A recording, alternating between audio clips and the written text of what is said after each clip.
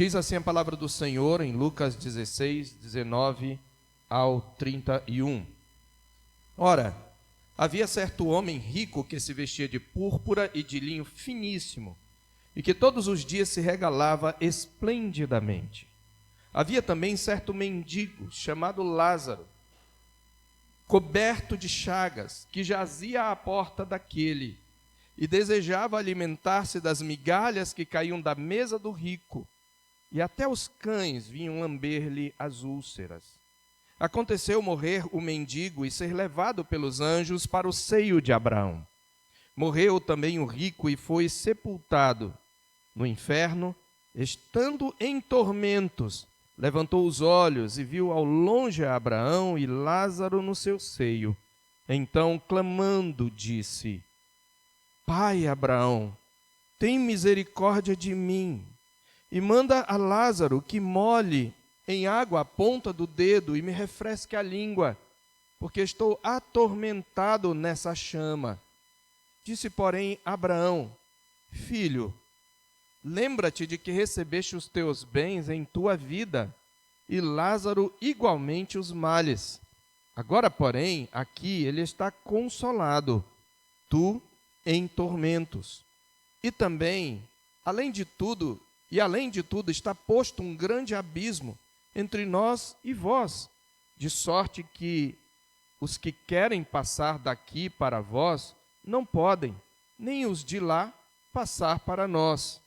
Então replicou: Pai, eu te imploro que o mandes à minha casa paterna, porque tenho 5 irmãos, para que lhes dê testemunho, a fim de não virem também para este lugar de tormento. Respondeu Abraão: Eles têm Moisés e os profetas, ouçam-nos. Mas ele insistiu: Não, pai Abraão, se alguém dentre os mortos for ter com eles, arrepender-se-ão. Abraão, porém, lhe respondeu: Se não ouvem a Moisés e aos profetas, tampouco se deixarão persuadir, ainda que ressuscite alguém dentre os mortos. Amém.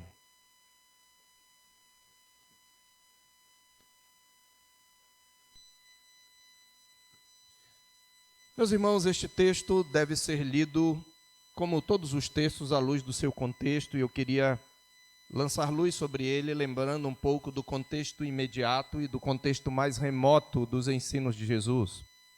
Esse texto deve ser lido em paralelo, primeiramente, com o texto de Lucas capítulo 6, e é importante que você tenha aberto nesse texto, porque ali no capítulo 6, versículos 20 a 26, nós temos as bem-aventuranças na versão lucana.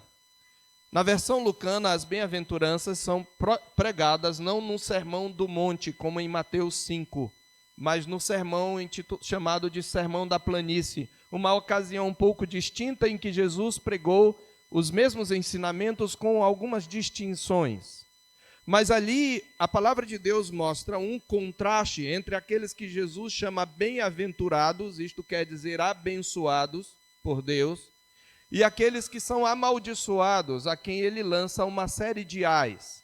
E ali há um paralelo exato, de contraste. Ele diz de um lado, e ele está falando com os seus discípulos: Bem-aventurados vós os pobres, porque vosso é o reino de Deus. Bem-aventurados os que agora tendes fome, porque sereis fartos. Bem-aventurados vós os que agora chorais, porque é a vez de rir.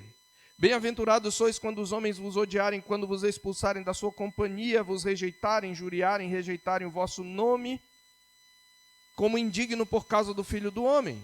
Regozijai-vos, naquele dia exultai, porque grande é o vosso galardão no céu. E num paralelo exato, em contraste com o verso 20, ele diz: Mas ai de vós ricos, porque tendes a vossa consolação. Ai de vós os que estáis agora fartos, porque vireis a ter fome. Ai de vós os que agora rides, porque é a vez de lamentar e chorar. Ai de vós quando todos vos louvarem, porque assim procederam seus pais com os falsos profetas. Nós, na ocasião em que pregamos nesse texto das bem-aventuranças, dissemos que a bênção não está em serem pobres os discípulos. Jesus os está chamando abençoados, antes de tudo, porque são seus discípulos. E por serem seus discípulos, um dia eles deixaram tudo para segui-lo, eles se tornaram pobres para segui-lo. E sim, isto envolve até mesmo pobreza social, mas é muito mais do que isto. Nós já vimos que o conceito de pobre, já em Lucas, traz a ideia não apenas de alguém que é socialmente desfavorecido, mas alguém que reconhece a sua própria miséria e insuficiência diante de Deus. Vimos também, olhando, eu olhei para um contexto um pouco mais remoto, mas um contexto um pouco mais próximo do nosso texto, em Lucas capítulo 12, que o problema do rico não é a sua riqueza em si, mas é a confiança que ele deposita nela. Em Lucas capítulo 12, o Senhor Jesus havia advertido contra a avareza. Então a riqueza não é o problema é o amor pela riqueza. É colocar a riqueza no lugar que só pertence a Deus, é confiar nela como a sua segurança, é ter nela o seu orgulho, é buscá-la como seu bem maior, é amá-la mais do que a Deus.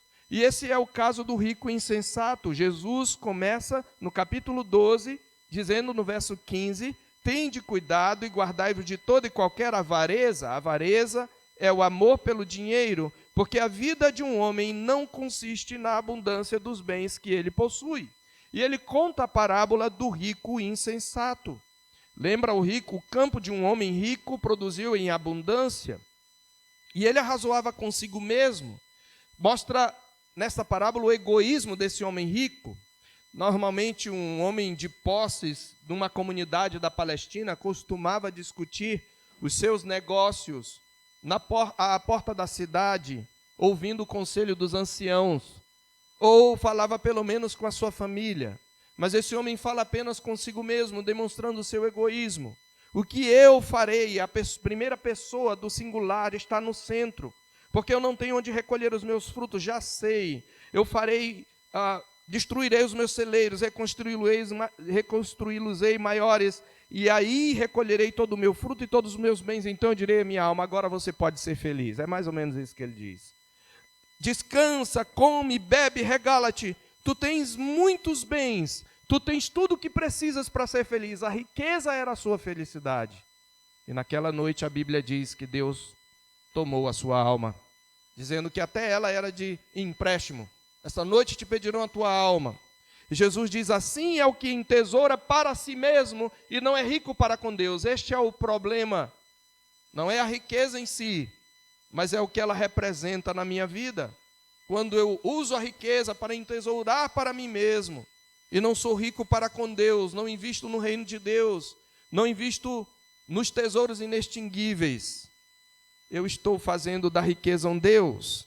Por isso Jesus, no verso 22 em diante, vai falar que nós não devemos andar ansiosos nem pelo comer, beber e vestir, porque a avareza não começa no desejo de enriquecer, ele começa na simples ansiedade pelo dia de amanhã. E ele tem toda uma conclusão sobre não andarmos ansiosos. E lá no final, observe, no verso 32, no verso 31, ele diz qual deve ser o objeto da nossa busca. Buscai antes de tudo o seu reino, e estas coisas vos serão acrescentadas. Não tem mais, ó pequenino rebanho, ele está falando aos seus discípulos, porque o vosso Pai se agradou em dar-vos o seu reino. E ele continua dizendo, vendei os vossos bens e dai esmola, fazei para vós outros bolsas que não desgastem, tesouro inextinguível nos céus, onde não chega o ladrão, nem a traça consome, porque onde está o vosso tesouro, aí também estará o vosso coração. Jesus está advertindo com relação à avareza. E ainda nos aproximando do texto, no capítulo 15, o Senhor Jesus havia contado a parábola do filho pródigo. E nessa parábola nós vimos que o filho chegou para o pai e pediu que o pai lhe repartisse a sua herança, o que significa desejar a morte do pai. E o pai lhe repartiu os bens, e diz a palavra de Deus que ele dissipou os bens, vivendo dissolutamente. Os bens não eram dele, eram do seu pai. Egoisticamente ele os usou para o seu próprio prazer, de maneira dissoluta, desenfreada, e gastou tudo o que tinha até ficar na miséria. Em seguida, o Senhor Jesus conta a parábola do administrador infiel, no capítulo 16, aqui mesmo no mesmo capítulo. E neste capítulo, de novo, o Senhor Jesus nos diz como nós devemos nos relacionar com os tesouros deste mundo. Depois de contar a parábola do administrador infiel, ele diz no verso 9, e eu vos recomendo das riquezas de origem iníqua fazei amigos, para que quando aquelas vos faltarem, esses amigos vos recebam nos tabernáculos eternos. As riquezas desse mundo devem ser usadas para a glória de Deus, para ajudar aqueles que necessitam, para investir no seu reino. E por isso ele diz, quem é fiel no pouco, também é fiel no muito, quem é injusto no pouco, também é injusto no muito. E por isso que no verso 13 ele diz, ninguém pode servir a dois senhores, porque ou há de aborrecer-se de um e amar outro, ou se devotará a um e desprezará o outro.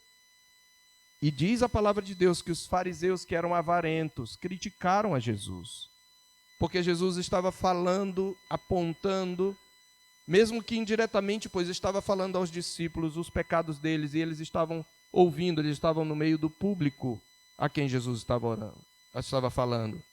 E é nesse contexto que Jesus conta esta parábola. Portanto, é mais uma parábola onde o Senhor Jesus vai mostrar a nossa relação com as riquezas, mas ele vai mostrar muito mais. Ele vai mostrar qual é a verdadeira riqueza. Ele vai mostrar o caráter temporário, enganoso, ilusório das riquezas deste mundo. E ele vai demonstrar quem é o verdadeiro abençoado. Jesus vai ilustrar nessa história aquilo que ele fala nas bem-aventuranças e nos ais. Esta é a história do rico e do mendigo. E por que chamamos a grande reviravolta? Porque é isso que acontece na história. Uma reviravolta. E o que nós vemos aqui, queridos, são duas cenas com uma espécie de interlúdio, ou uma espécie de capítulo intermediário pequeno. Você tem o rico e Lázaro. E em ambos os cenários, em ambos os lados, do lado de cada vida e do lado de lá da vida, você tem um cenário de desigualdade. Tanto no primeiro cenário, na vida neste mundo, como na vida além, você tem cenários de desigualdade. E aqui, meus irmãos, há uma explicação necessária. Por causa da guerra ideológica que vive o nosso mundo, e particularmente o nosso país, desigualdade se tornou uma palavra gatilho. Assim, quero utilizar a palavra porque entendo que ela é a que melhor descreve essa cena. Além disso, creio que, embora devamos ter cuidado no uso das palavras e evitar determinados termos que carregam em sua formação semântica um contexto equivocado, tipo mãe, natureza, autoestima, há certas palavras, no entanto, que não trazem inerentemente uma inverdade, mas foram sequestradas por certas correntes de pensamentos pagãs, contrárias a Deus e ressignificadas. Por exemplo, a palavra racismo, a palavra xenofobia, a palavra preconceito. São palavras que em si mesmas não são ruins, mas elas foram ressignificadas por certos grupos. E neste último caso, pessoalmente, penso que não devemos permitir passivamente que palavras importantes do vernáculo nos sejam tomadas de assalto, transformadas em gatilhos e usadas ao bel prazer daqueles que as usam para disseminar filosofias e vãs sutilezas, conforme a tradição dos homens, conforme os rudimentos do mundo, e não segundo Cristo, como denuncia Paulo em Colossenses. Mais proveitoso é resgatar o seu sentido e usá-las quando didaticamente necessário, e tal é o caso aqui, e eu vou usar de maneira também um tanto quanto irônica. Os escritores bíblicos faziam isso. Eles faziam mais, eles utilizavam até mesmo termos dos hereges de maneira irônica para combater as mesmas heresias que essas palavras expressaram. Paulo e João especialmente fazem isto. Eu não tenho tempo para mostrar biblicamente, mas se alguém quiser conversar depois, posso dar inúmeros exemplos bíblicos. Mas deixemos a discussão nesse ponto. Porém, eu ainda preciso pontuar uma ou duas observações, de modo que meu uso não crie qualquer mal-entendido. E a primeira observação é esta: nem toda desigualdade é injusta, assim como nem toda igualdade é justa. Ok? Pessoas que estão debaixo da tirania de um ditador, estão nivelados por baixo, num cenário de igualdade, estão vivendo injustiça. E há cenários de desigualdade que são justos. E nós vamos ver, inclusive, no texto. E é preciso que nós tenhamos isso em mente. a própria parábola nos apresenta dois cenários de desigualdade. Um deles é justo, o outro é injusto. E é nesta linha que eu quero trabalhar nesta noite, com esse tema, a grande reviravolta. Jesus conta aqui o que alguns consideram uma parábola, mas outros consideram uma história real. E por que isso? Porque não há uma introdução que é comum em Lucas, e contou-lhes uma parábola, ou disse aos discípulos uma parábola. Uma outra razão é porque em nenhuma outra parábola Jesus nomeia o personagem. Aqui ele nomeia um personagem parecendo tratar-se de uma pessoa real. Mas essa discussão não precisa ser levada muito adiante, porque as parábolas, embora não necessariamente histórias reais, elas retratam fatos da vida real. Um semeador, por exemplo, é alguma coisa da vida real. Um administrador infiel também é uma coisa da vida real. Então, de um modo ou de outro, seja uma parábola ou não, o que Jesus está descrevendo é a realidade espiritual de dois homens, e ele está descrevendo as duas realidades espirituais nas quais os homens entram quando morrem. Ou eles vão para um lugar de gozo, de alegria, de glória, ou eles vão para um lugar de tormento, e o Senhor Jesus foi quem mais ensinou sobre esta realidade, como ainda veremos. Aqui mesmo ele está ensinando sobre isso. Por isso eu quero chamar a sua atenção, porque Jesus vai falar e mostrar que a nossa vida neste mundo não necessariamente retrata o que será a nossa vida além túmulo. Embora algumas características da forma como andamos aqui, de alguma maneira vão estabelecer, pelo menos como causa secundária, o nosso destino. Então eu quero convidá-los a pensar sobre essa parábola, trabalhando essas três cenas. Primeiro nós vamos trabalhar um cenário de cruel desigualdade. Essa é a primeira cena e a primeira divisão da nossa mensagem. Um cenário de cruel desigualdade. Num segundo momento, mais breve, nós mostraremos a igualdade certa e implacável. A morte chega para o pobre e para o rico. A igualdade certa e implacável. E no terceiro cenário, nós temos um cenário de justa desigualdade. Um cenário de justa desigualdade. Por isso que é uma reviravolta. Há um paralelo entre os dois cenários, mas é um paralelo de contraste. Vamos então à primeira cena. Na primeira cena nós temos um cenário de cruel desigualdade. E em que consiste essa cruel desigualdade? Você tem de um lado um homem rico e do outro lado um mendigo. Essa cena por si só não é desigual por causa disso, porque de um lado tem um rico e de outro um mendigo. Mas há certos detalhes que Deus traz, que Jesus traz. Ele pinta como um exímio pintor essa cena, que nos trazem um cenário de desigualdade cruel. Então, que cenário é esse? Primeiro, você tem de um lado um rico, farto de sua riqueza, acompanhado de seus amigos, isso é subentendido, que vestia-se como um rei. Um rico, farto de sua riqueza, que ostentava esta riqueza, acompanhado de seus amigos, e que se vestia como um rei. Jesus descreve graficamente esse rico. Havia certo homem rico, que se vestia de púrpura e de linho finíssimo. Essa expressão se vestia traz a ideia de que era sua roupa diária. O verbo está numa forma que indica que ele se vestia assim o tempo todo, e não só em ocasiões especiais. Ele só se vestia como um rei.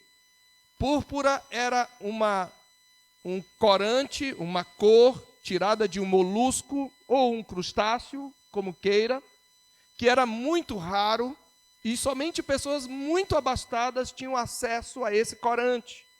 Por isso, púrpura era a cor da vestimenta real.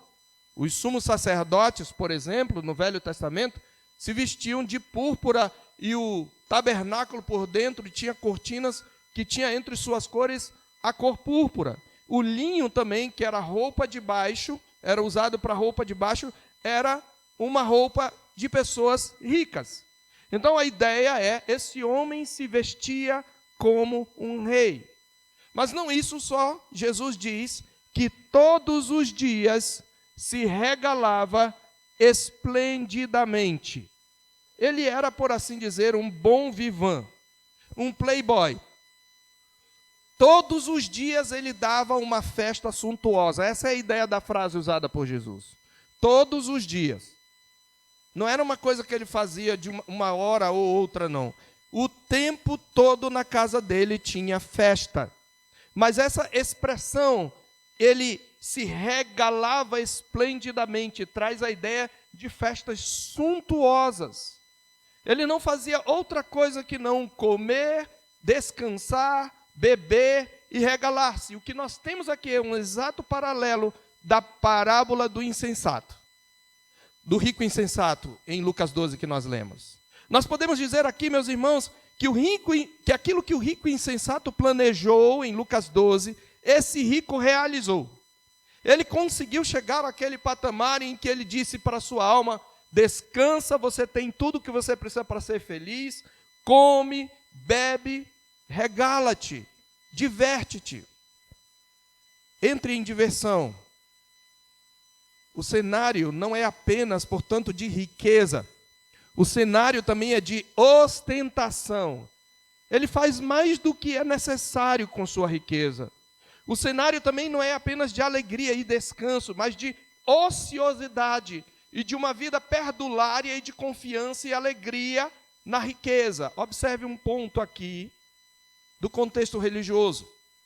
No contexto religioso judaico, essa observação de Jesus de que o rico celebrava festas todos os dias, certamente trazia implícita para os seus ouvintes a ideia de que esse rico não cumpria o quarto mandamento.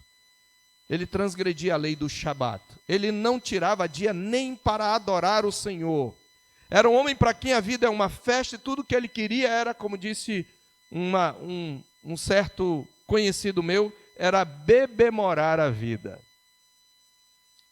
Essa é a cena. Não é apenas que ele é rico. Ele tem na riqueza o centro da sua vida. E ele vive para se refestelar com ostentação. Ele faz questão de mostrar que ele é rico. Ele dá festas suntuosas. Ele se veste como rei. Ele vive regaladamente. Do outro lado desse cenário de desigualdade, em contraste com o rico, o farto da sua riqueza, que se vestia como um rei, que vivia em ostentação, você tem um mendigo faminto. E aqui há um contraste irônico. Ele diz: havia também certo mendigo chamado Lázaro, coberto de chagas, que jazia à porta daquele. Veja, essa palavra coberto de chagas traz um contraste. Porque enquanto o rico se vestia de roupas finas, enquanto ele se vestia como um rei, a roupa de Lázaro eram as chagas purulentas do seu corpo. Ele era vestido com chagas purulentas. Esse é o cenário. Ele diz que esse homem, Lázaro, coberto de chagas, jazia à porta do rico. Essa palavra jazia indica que ele estava desfalecido à porta de um homem que tinha condições de assisti-lo. Essa palavra pode ser até traduzida por jogado. Lázaro estava jogado à porta dele. Veja, os únicos companheiros dele eram os cães de rua, que no contexto judaico eram animais imundos. Era a sua única companhia e assistência, o único, talvez, alívio que ele tinha das suas feridas dolorosas, purulentas. Era que os cães lhe lambiam as feridas. Essa palavra mendigo aqui é a mesma traduzida por pobre no texto das bem-aventuranças, tanto em Lucas como nos evangelhos sinóticos. A propósito, essa ocorrência é importante, porque nas bem-aventuranças Jesus diz: bem-aventurados vós os pobres, e é esse tipo de rico que Jesus está trazendo uma maldição sobre ele, quando ele diz: ai de vós, que agora tendes a vossa consolação. E essa expressão jazia transmite essa ideia de um moribundo jogado no chão, num cenário de abandono e fraqueza.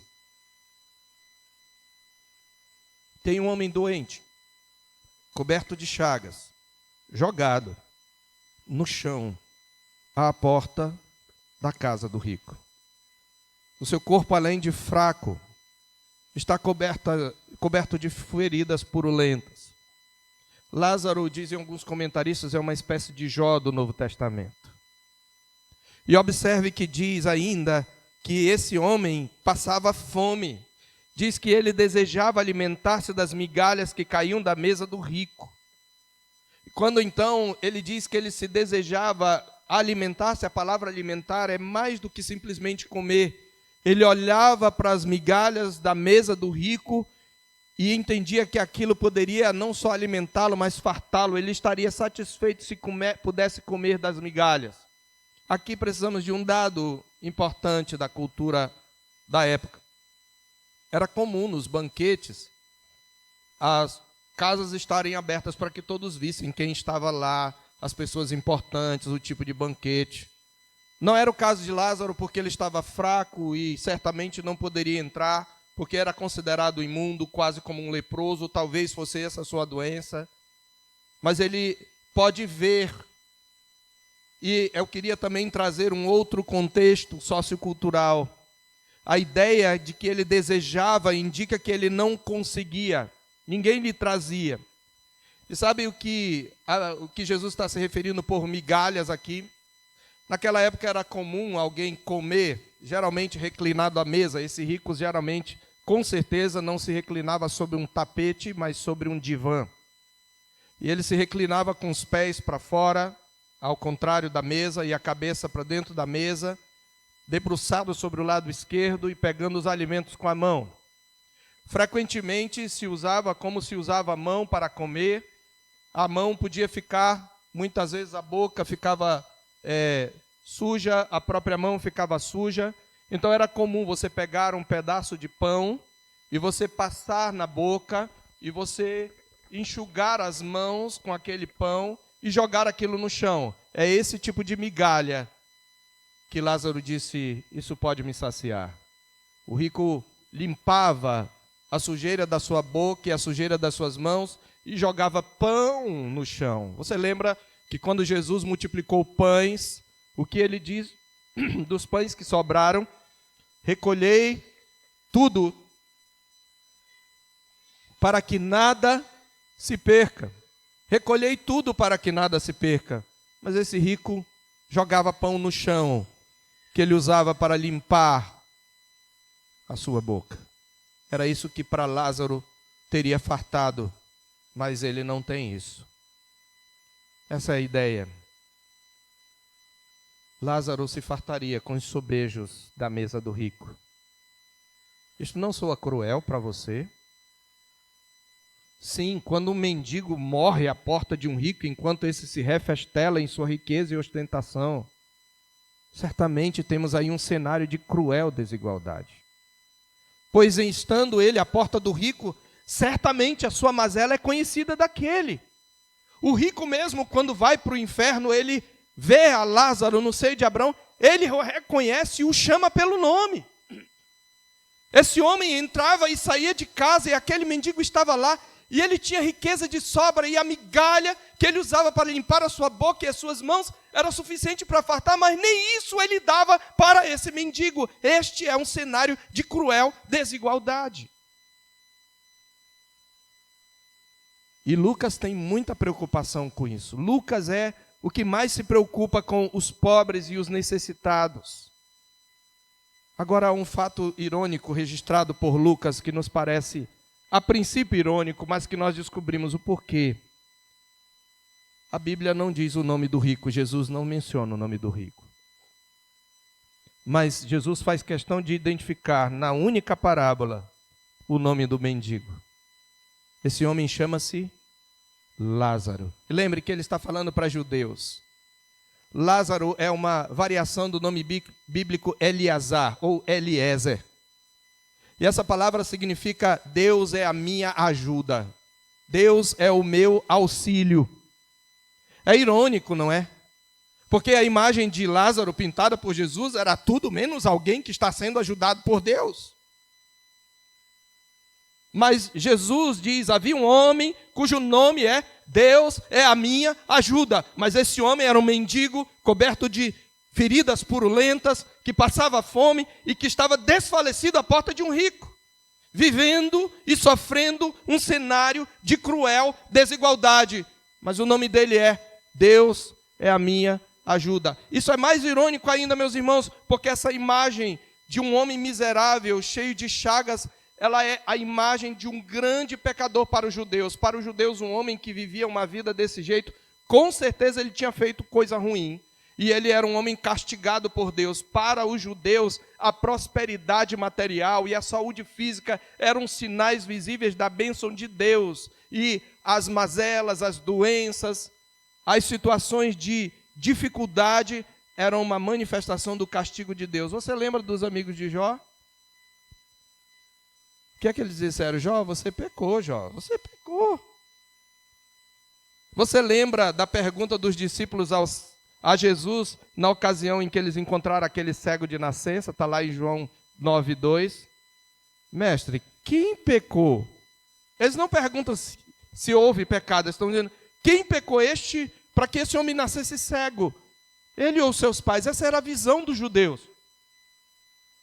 Então, quando Jesus começa a contar a parábola, certamente os judeus dizem, olha, tem um homem abençoado aqui e tem um homem amaldiçoado. Aí, então, nós temos a segunda cena. Essa segunda cena é mais rápida. É aquilo que eu chamo de a igualdade certa e implacável. Qual é a igualdade certa e implacável? O que nos iguala a todos? A morte. A Bíblia diz que por mais rico que você seja, você nada trouxe para o mundo e nada vai levar dele. A palavra de Deus diz que a morte chega na vida do rico e do pobre e nem precisaríamos lê-la para saber disso, porque essa é uma constatação da realidade. O fato da morte é uma realidade absoluta que nenhum relativista ousaria negar. Um dia ela chega para todos. É por isso que a Escritura nos ensina em Eclesiastes 7, versos 1 e 2, que é melhor o dia da morte do que o dia do nascimento, que é melhor ir à casa onde há luto do que ir à casa onde há banquete, pois na casa do luto, se vê o fim de todos os homens. E a palavra homem ali é a palavra hebraica para Adão. Ali nós vemos a herança de Adão, o fim de todos os homens, e ele recomenda, e os vivos que o tomem em consideração. Chegou o dia da morte do mendigo, chegou o dia da morte do rico. Morreu Lázaro e morreu também o rico. A questão é que, conforme o ensino de Jesus nesta passagem, a morte não representa o fim. Presta atenção, você que está me ouvindo. A morte neste mundo não representa o fim de tudo. Pelo contrário, a morte marca, na verdade, a grande reviravolta. E é essa reviravolta que Jesus vai mostrar numa terceira cena. Ambos morrem. Diz a palavra de Deus que Lázaro morre e não consta que ele foi sepultado, mas Jesus diz que logo ao morrer, ele é levado pelos anjos, ao contrário do que os ouvintes de Jesus esperariam. Ele é levado pelos anjos para o seio de Abraão, e morre também o rico, e é sepultado. Certamente o seu sepultamento foi cheio de pompa. Mas Lázaro não tem onde ser sepultado. No entanto, ele é levado para o seio de Abraão. Então, a terceira cena que nós temos é o que eu chamo de um cenário de justa desigualdade. Pois aqui o cenário é desigual, mas essa desigualdade é justa, foi estabelecida por Deus. E este é o ponto aqui. E qual é o cenário de justa desigualdade? Você tem agora, primeiro, um mendigo colocado na sala do banquete celestial. Esta é a cena. Jesus diz que Lázaro é levado para o seio de Abraão. Veja, ele não tem um enterro, mas ele é levado para o seio de Abraão. E Jesus está usando isso aqui. Devemos ter em mente uma outra passagem anterior. E eu quero que você abra lá em Lucas 13, 28. Jesus já havia advertido aos seus ouvintes Observe o que diz a palavra de Deus em Lucas 13, 28.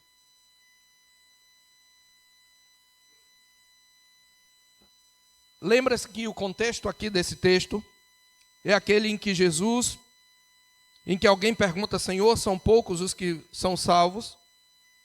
Jesus fala da porta estreita, e ele diz assim, no verso 28, ali haverá choro e ranger de dentes. Ele está falando do inferno. Quando virdes no reino de Deus Abraão, Isaque, Jacó e todos os profetas, mas vós lançados fora. Muitos virão do oriente, do ocidente, do norte e do sul, e tomarão lugares à mesa no reino de Deus. Contudo, há últimos que virão a ser os primeiros, e primeiros que serão últimos. Jesus está dizendo, ali, naquele dia, haverá choro e ranger de dentes, quando vocês, filhos da comunidade de Israel, que estão me rejeitando, virem Abraão, Isaque, Jacó, todos os profetas, mas vocês estiverem de fora. É isto que o rico está vivendo. Ele vê Lázaro no seio de Abraão, mas essa expressão seio, ela indica o cenário de um banquete, em que Lázaro está reclinado, recostado ao peito de Abraão. Essa é a mesma expressão usada em João 13:5, quando os discípulos estão celebrando a Páscoa, a última ceia. Ali é um banquete. E João descreve que ele está reclinado sobre o peito de Jesus. É que eles estão deitados aqui nessa posição, então dá para você recostar sobre o peito do que está mais próximo. E esta é a ideia. Lázaro está agora reclinado no divã celestial, no seio de Abraão, numa posição de honra. E de outro lado, nesse cenário de desigualdade, um rico é enviado para o inferno para viver em tormento. E nós temos aqui, meus irmãos, devemos ter em mente que estamos falando de um contexto religioso em que os personagens envolvidos conheciam as Escrituras. E o que vai se revelar aqui é a manifestação do rico, do seu tormento e a tentativa de ter alívio. Mas eu quero que você preste atenção, antes que você tenha misericórdia do rico, que você entenda que não há arrependimento nesse lugar. Jesus diz que o rico morre, é sepultado e que ele vai para o Hades, para o inferno. A palavra aqui grega é a palavra Hades, que significa o reino dos mortos. Mas nas Escrituras, normalmente, em todas as vezes, ela é usada num sentido negativo. Só que essa palavra Hades é usada para o inferno em seu estado intermediário.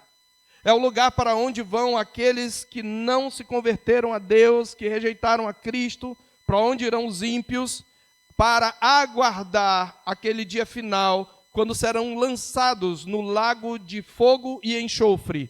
Lá em Apocalipse 20, mostra que o Hades é um lugar intermediário de tormento.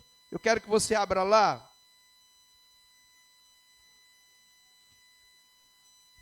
Apocalipse 20, verso 13.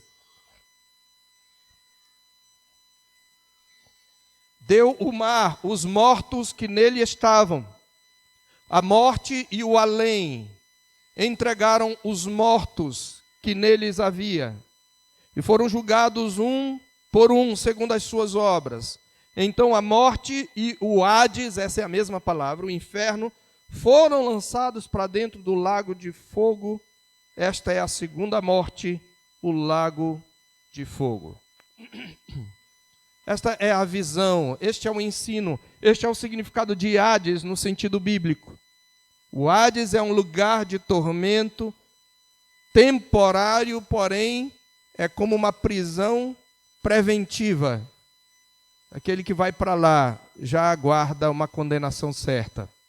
O rico é enviado para esse lugar. E o Senhor Jesus ensina que esse lugar é um lugar de tormento. Diz que ele está em chamas, e as chamas aqui representam o juízo de Deus e o tormento que ocorrem no inferno.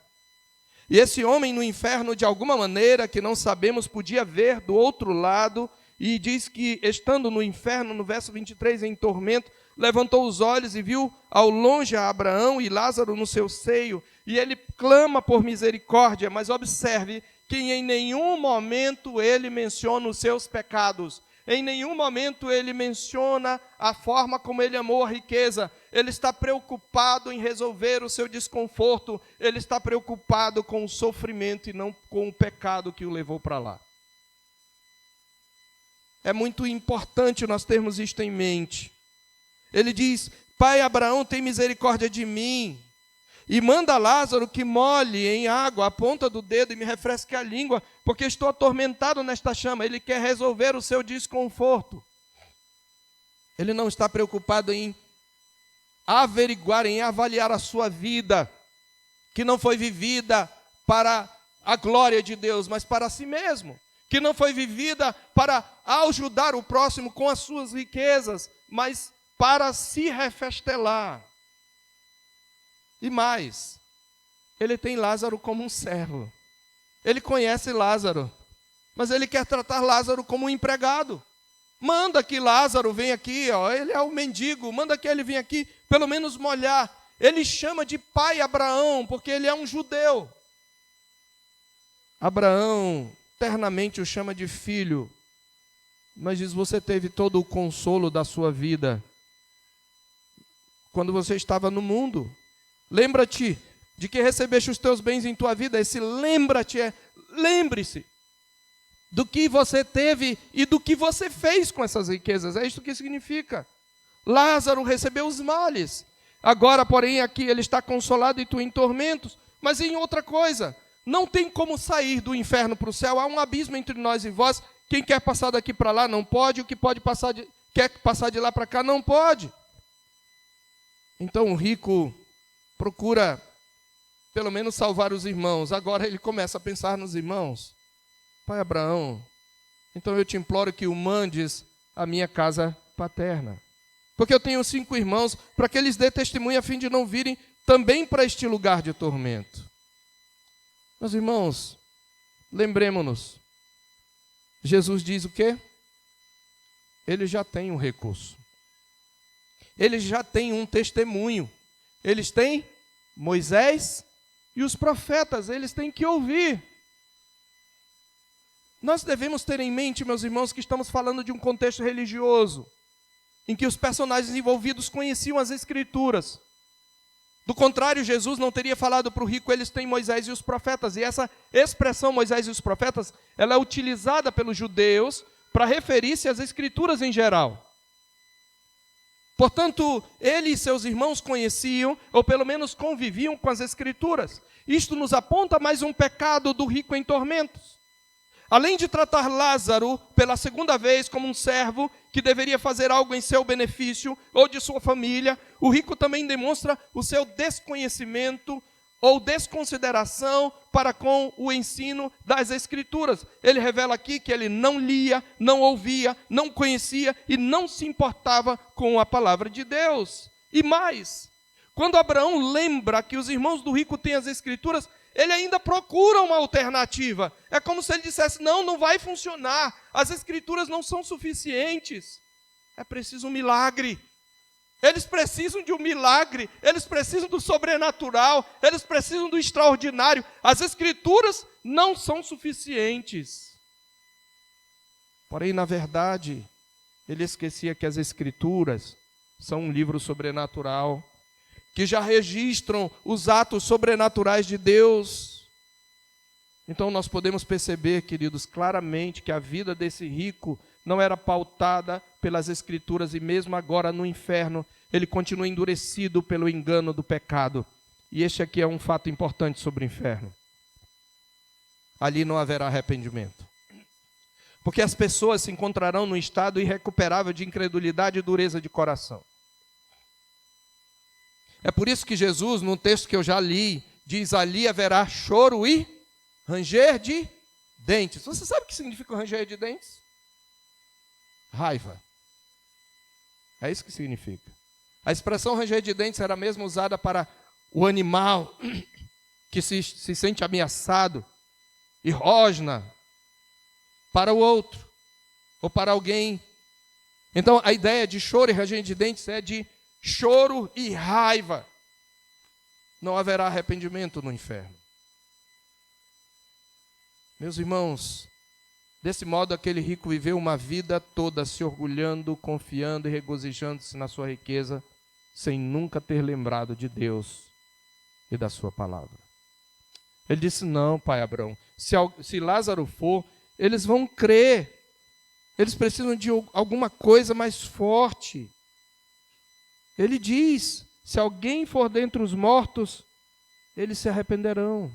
Qual é a resposta de Jesus?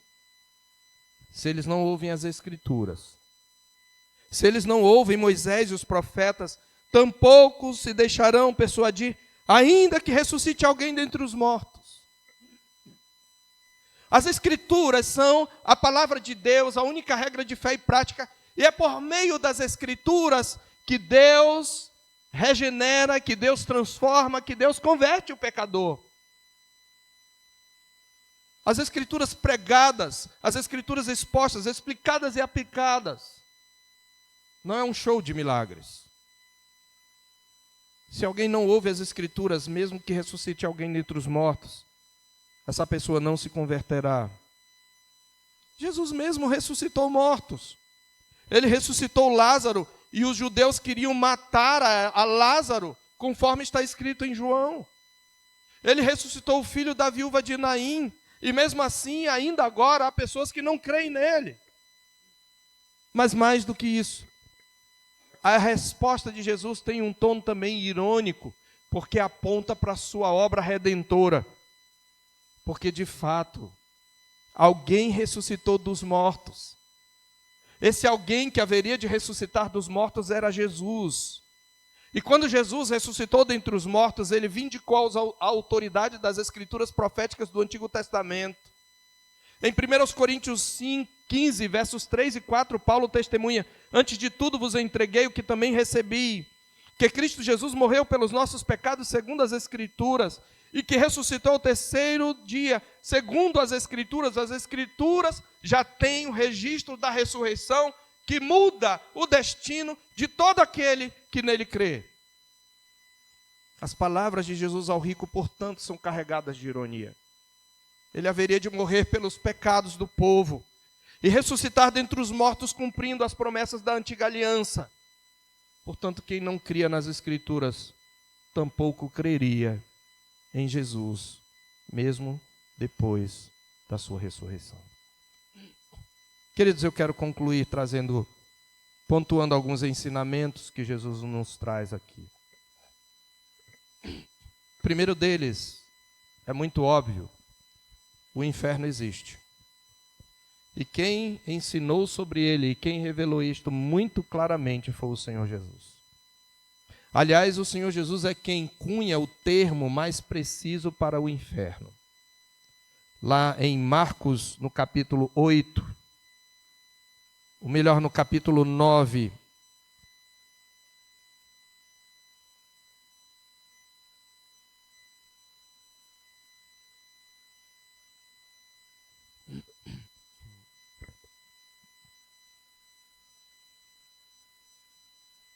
o Senhor Jesus fala sobre o inferno.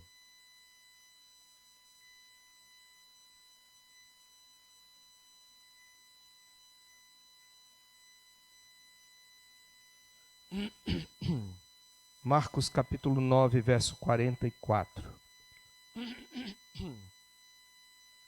Verso 42 em diante. E quem fizer tropeçar a um destes pequeninos, melhor lhe fora que se lhe pendurasse ao pescoço uma grande pedra de moinho e fosse lançado no mar. E se a tua mão te faz tropeçar, corta, porque é melhor entrares na vida maneta, do que tendo as duas mãos ires para o inferno, para o fogo inextinguível, onde não lhes morre o verme, nem o fogo se apaga. Aqui Jesus não usa a palavra Hades. Ele usa uma palavra diferente. Ele usa a palavra grega Geena.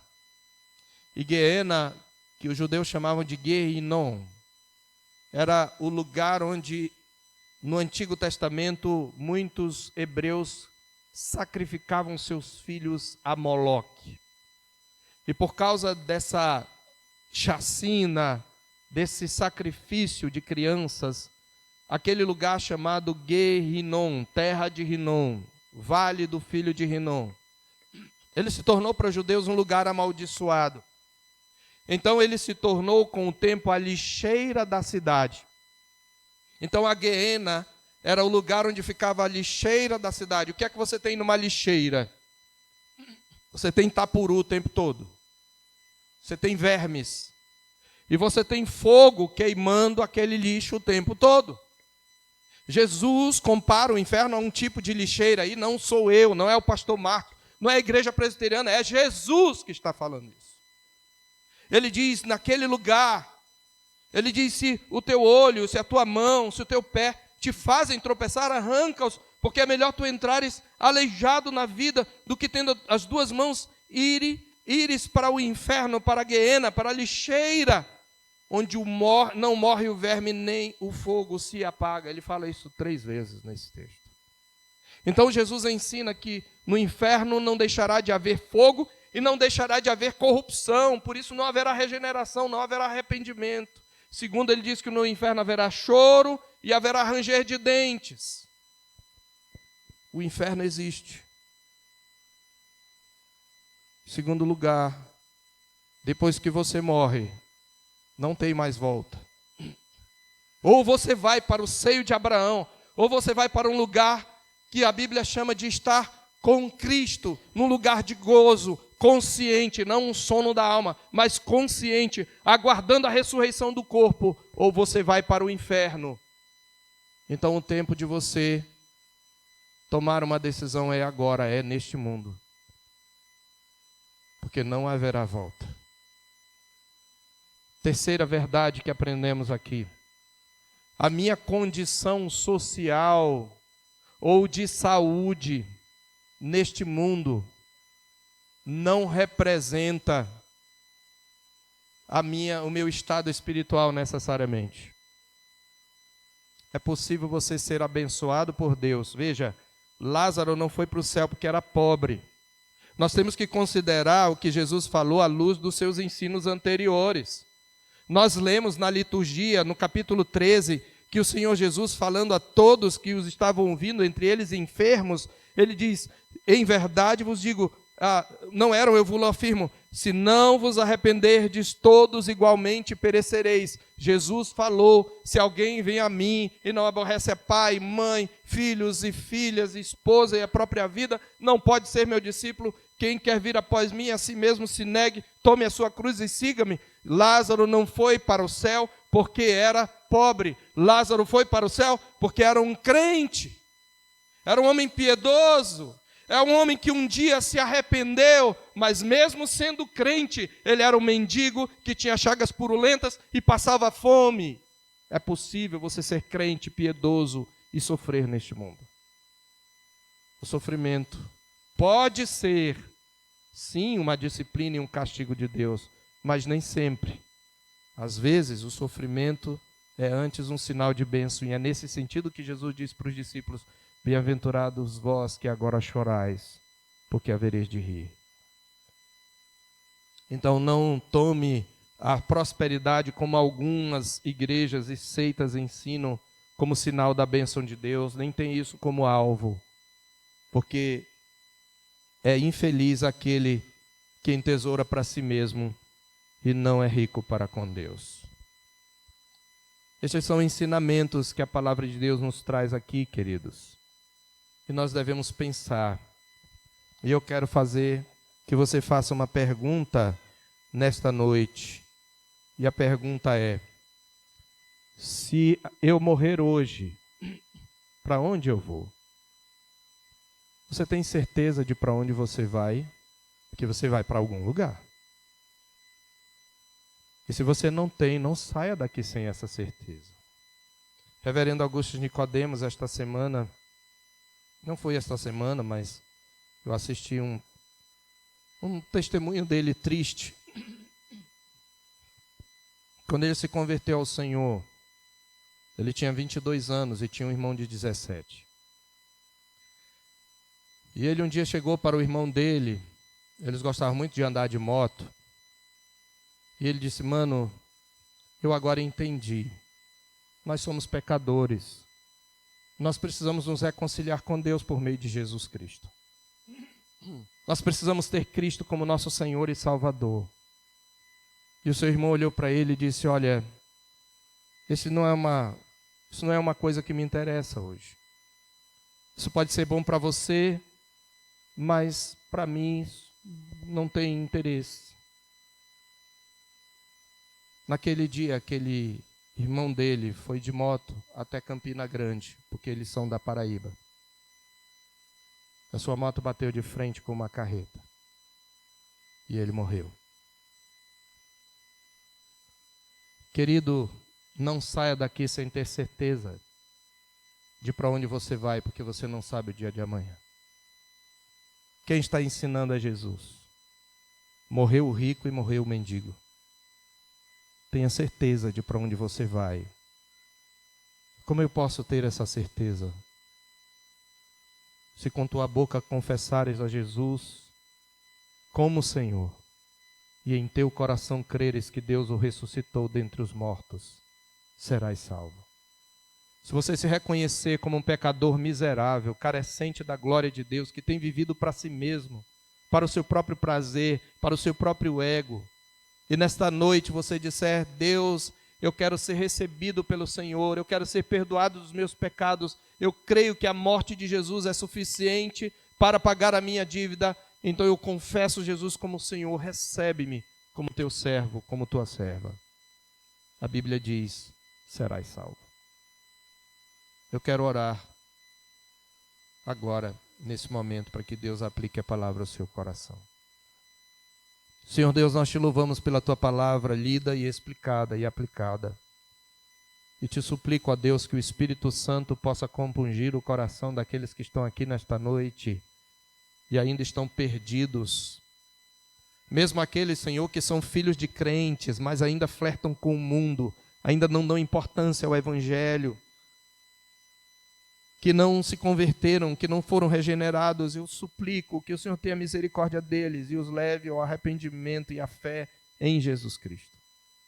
E aqueles mesmos que não foram criados no Evangelho, mas estão aqui nesta noite ouvindo esta palavra, o Senhor Jesus disse: não vos arrependerdes, todos igualmente perecereis. O Senhor Jesus disse que se não crerdes que eu sou, morrereis nos vossos pecados. Ó Deus, que o Senhor gere nos corações dos ímpios a fé salvadora para que creiam e serão libertos da perdição eterna, reservada para todos aqueles que andam nos seus próprios caminhos.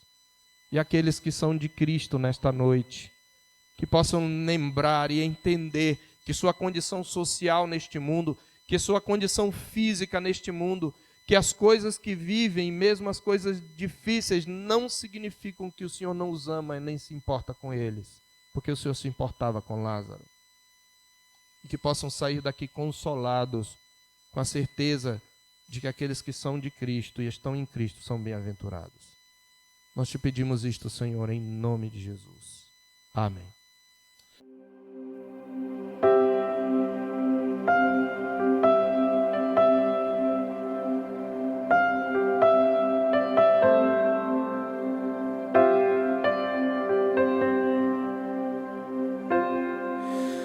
Tu és bem-vindo aqui.